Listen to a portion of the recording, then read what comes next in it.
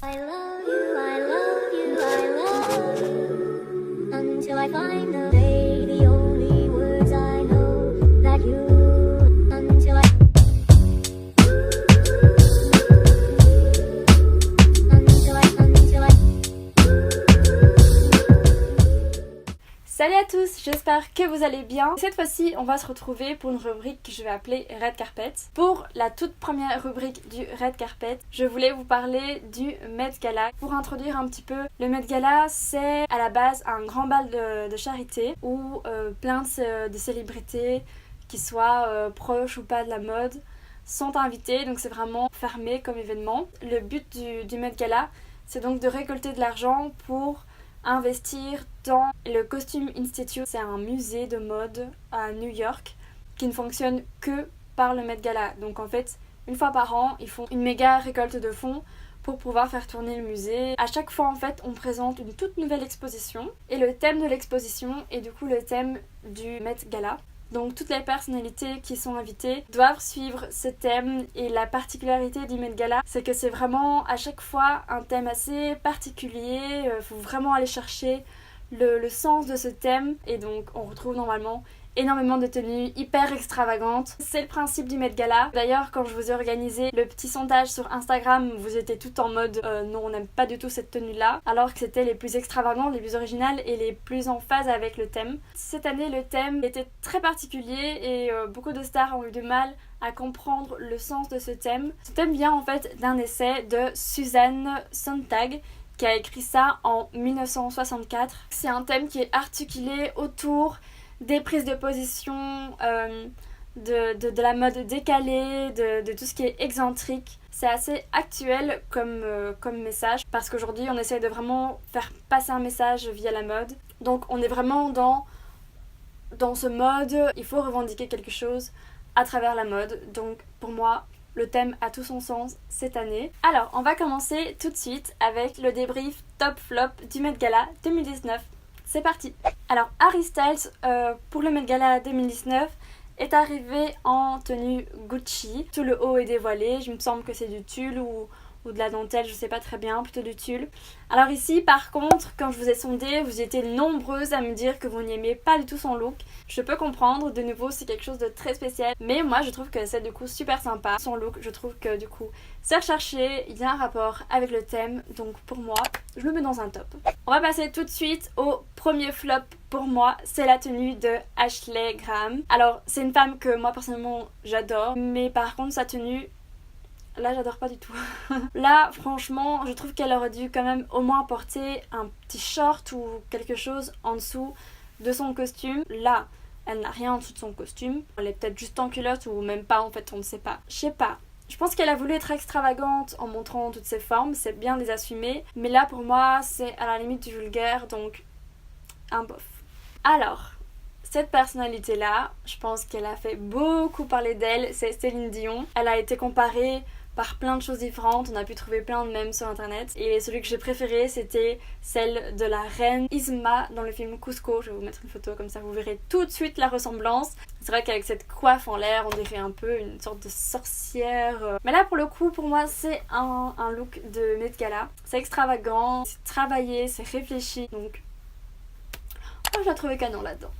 Deuxième flop pour le Met Gala, c'est Kris Jenner. J'ai absolument pas compris. Dans sa tenue, j'aime beaucoup le côté un petit peu manteau, épaulette. Là, cette combinaison, je trouve que ça l'a grossi. Il y a plein de plis, ça a l'air trop grand pour elle. En plus de ça, le petit nœud devant, je trouve que ça fait cheap. J'ai pas compris. Donc pour moi, je suis désolée, mais c'est un flop. Et d'ailleurs, vous étiez d'accord avec moi, je pense.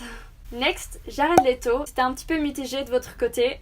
Je pense que beaucoup de personnes se sont dit, mais what the fuck, qu'est-ce qu'il fait avec cette tête? Il arrivait en Gucci et en fait il a voulu faire un clin d'œil au dernier défilé Gucci. Les mannequins en fait se baladaient avec leur propre tête dans les mains comme un sac. Et du coup je trouve ça trop fun qu'il ait joué cette carte là avec Gucci, qu'il ait fait sa propre tête à lui.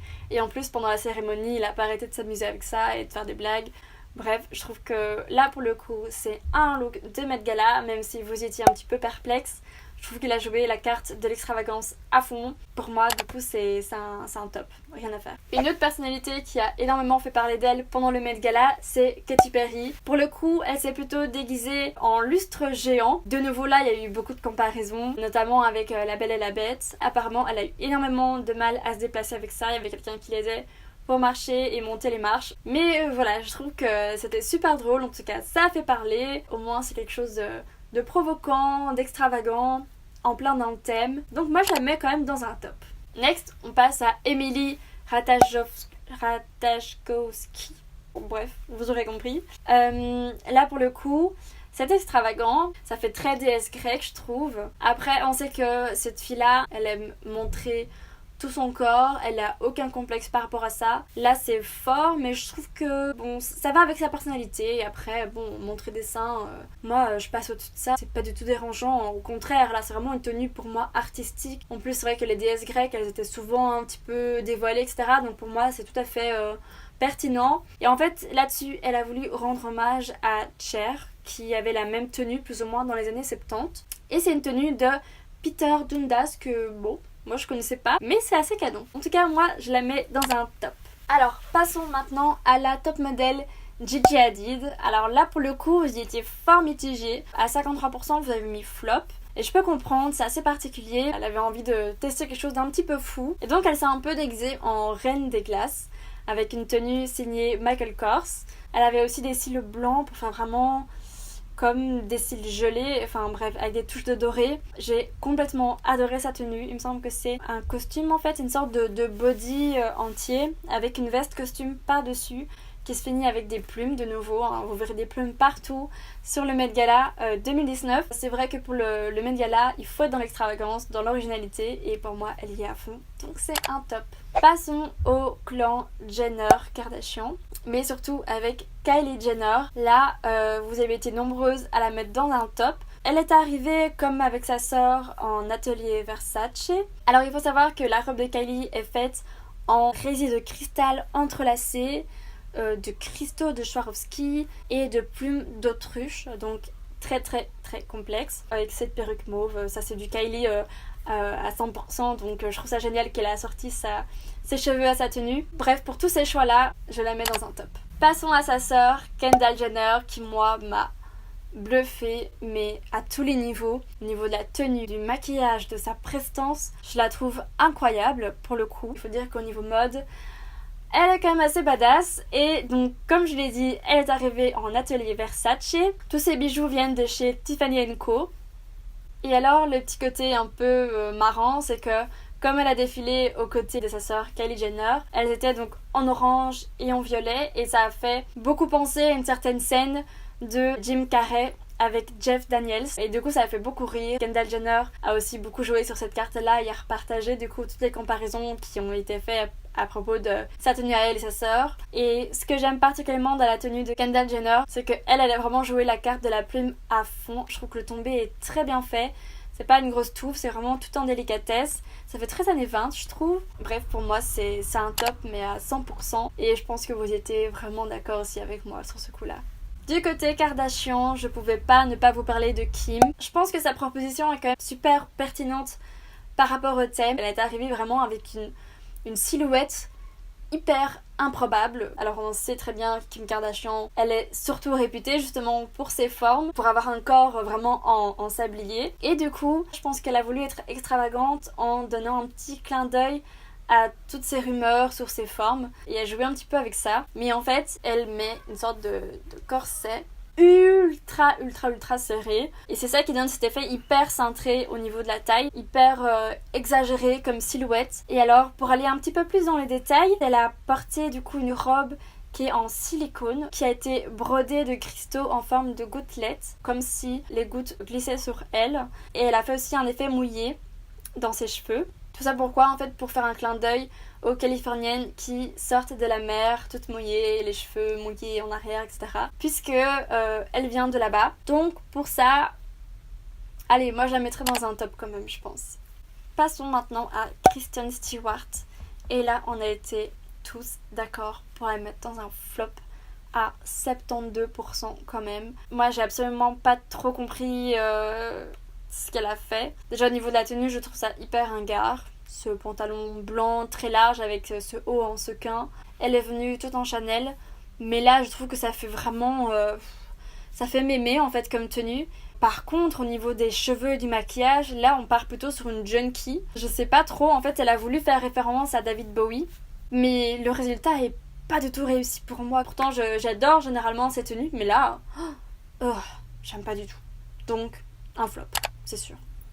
Passons à Winnie Harlow. Alors moi je trouve ça génial qu'on l'ait vue sur ce Met Gala parce que c'est quelqu'un de base d'extravagant de par sa maladie qu'elle a tourné en avantage. Et là pour le coup elle a été habillée en Tommy Hilfiger. C'est plus une sorte de petit soutien doré avec une sorte de traîne. Enfin on va pas très bien comme ça avec sa veste en plume de corbeau là. Mais en tout cas, elle a voulu rendre hommage à son héritage antillais. Le fait de porter des plumes, de porter cette coiffe aussi, un petit peu de pan, etc. Ça rappelle les festivals de carnaval qui s'organisent chez les Antillais. Et donc voilà, c'est vraiment un clin d'œil à son héritage, à ses origines. Donc pour moi, même si vous étiez un petit peu mitigé, moi je la mets dans un top.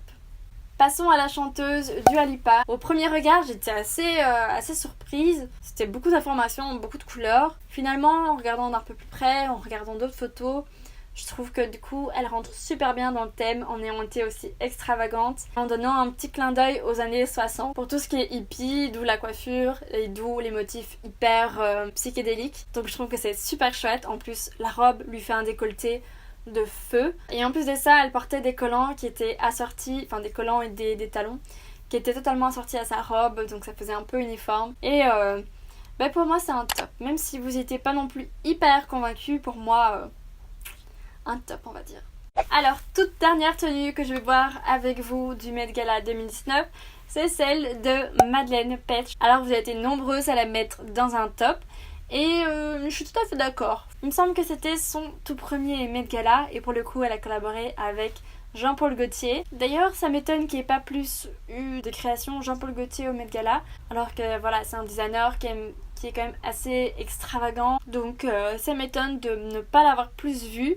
Mais voilà, il est quand même là avec Madeleine Petsch. Là pour le coup, on est vraiment en mode féerique. Ça me rappelle un petit peu là avec le chet. On a une sorte de rappel un peu des ailes comme ça à l'arrière. C'est une tenue vraiment que j'adore, elle est super originale. Et pour moi, je la mets carrément dans un top, mais à 100%. Et voilà, c'est tout pour cette vidéo débrief du Met Gala 2019. J'espère que ça vous aura plu. N'hésitez pas à me dire si ce genre de vidéo vous plaît, si vous voulez en voir plus. N'hésitez pas à me dire ce que vous en pensez. N'hésitez pas à me mettre un petit pouce bleu, à me partager, à me suivre, ça m'aiderait énormément. En attendant, je vous fais plein de gros bisous, prenez bien soin de vous et voilà, à plus, bye. I need you, I need you, I need you. I need to beg you.